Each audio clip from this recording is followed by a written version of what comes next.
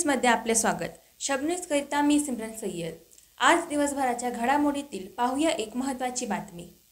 महाराष्ट्र राज्याचे उपमुख्यमंत्री अजित पवार व बारामती लोकसभा मतदारसंघाच्या महायुतीचे उमेदवार सुनेत्रा पवार यांनी आज पुण्यातील दगडूशेठ हलवाई गणपतीचे दर्शन घेऊन मनोभावे आरती केली।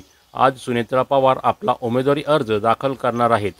आपला उमेदवारी अर्ज दाखल करण्यापूर्वी आपण सामान्य जनतेची सेवा करण्याची संधी मिळावी याकरिता आम्ही गणपतीचा आशीर्वाद घेतला असल्याची प्रतिक्रिया सुनेत्रा पवार यांनी यावेळी दिली।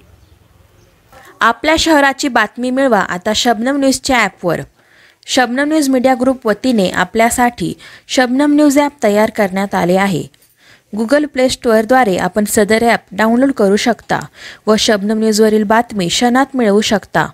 मग वाट कसली पाहताय? गुगल प्ले स्टोअर ॲप आजच डाउनलोड करा।